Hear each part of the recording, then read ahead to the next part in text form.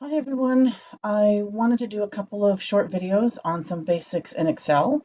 And so this one I'm going to focus on really simple things like opening files that aren't Excel files and how to put text in and format things so they look the way you want them to look. So I'm going to go to a blank Excel file. So here we are with our blank Excel file. And I want to import some data from a file that's not an Excel file. So if your data is in an Excel file already, so whatever technique you've been using exports the data as an Excel file, that'll be straightforward. You can just open it, double click on the file wherever it's being stored, and that'll open it in Excel. However, there are a number of other file types that Excel will open, but what you have to do is open them from within Excel. So you can't double click on the file to open it. What you will have to do is open Excel, and then you're going to go to File and Open. It seems pretty straightforward. And then go to Browse. And you can see here, this is showing my downloads folder, and I've got a whole bunch of Excel files here, but what I'm looking for is not an Excel file. So I'm going to go to All Files. So when I go to All Files, this first file here shows up, and this is a cyclic voltammetry file from our electrochem experiments. And I'm just going to click open, and that opens up this import wizard. So the text import wizard, so this can be used to import from a variety of file types. This one is a delimited file. It's a comma delimited file. So I'm going to click delimited. And if you're not sure what type of file it is, I would usually start with delimited, but you can try fixed width if delimited doesn't give you what you want. So the next thing I have to do is specify what is the delimiter. So what is it that's between my points of data that's indicating that we're moving to another column in our data. And in this case, it's a comma. And it could be, you have a lot of choices here. You even have an other that you can select. But what you then want to do is, I know that this data should give me two columns of numbers. So I can scroll down in this little data box here, and I can see, yes, when I move farther down past all the header information that's at the top, that I do in fact here have two columns of numbers. Next, you can format them. I'm not going to bother to do that. I'm just going to leave it at general formatting and finish. And here's my file, which you can't see because it's opened in a new window. Let me just switch windows here. Here we go. Okay, so here's my file.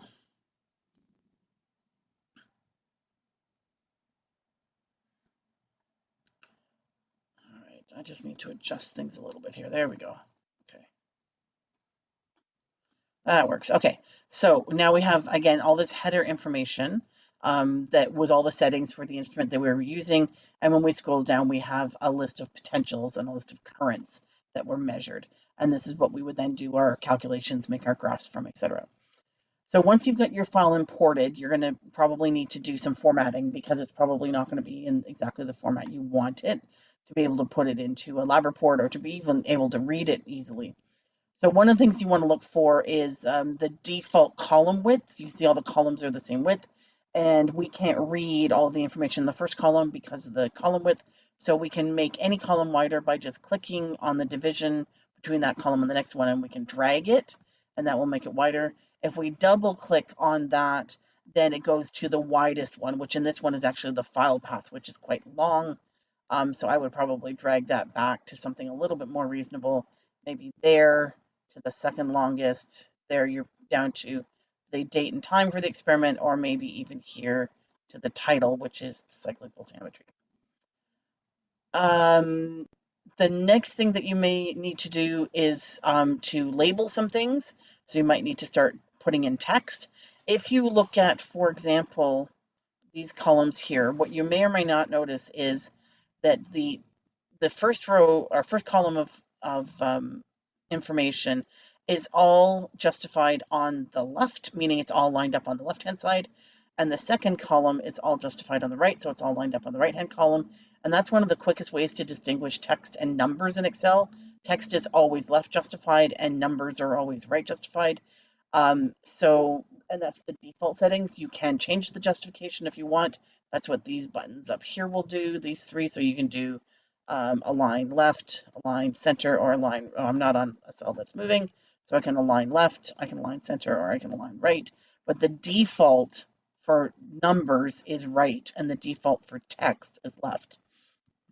And it can come in handy if you've got a number put in as text. So if you look at this one, it would appear to be a number, but if I'd say equals this number times 2, I'm probably going to get an error message because it's not actually recognizing that as a number.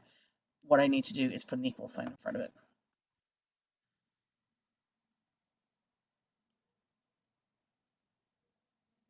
Oh, it's got, I don't want to accept that correction. Sorry, it's giving me an error message. There's a space in here, which is not liking. There we go. And now you can see it will actually multiply by 2 because it's recognizing it as a number. It's also changed the format. So that brings me to another thing that I wanted to show was how to format cells. The format window is up here. This is formatted as a number, a general number format. But if you look at the drop down, I can put it back to scientific if I want to. I can also change how many sig figs are showing. So I can increase the number of sig figs showing using this button, or I can decrease the number of sig figs showing with this button. I can do the same thing on these decimal numbers. I can increase the number of decimal places showing, or I can decrease the number of decimal places showing. So all of those things will allow you to format your spreadsheet and make it look the way you want to look. The last thing that I want to look at is inserting superscripts and subscripts, or formatting for superscripts and subscripts, and also how to insert symbols. So if I wanted to insert a superscript and subscript, I'm just trying to see here where that makes the most sense to do that. Say for here for channel 1, if we wanted to make this 1 subscripted, so you'd go to the cell where you want to put in a superscript or subscript, highlight it, or select it, and then go to the function box, highlight the text that you want to format, right click on it, format cells, and then you have a choice of strike through superscript or subscript. So I can make it subscript, go below the line, and now it looks like channel 1 subscript. I could also do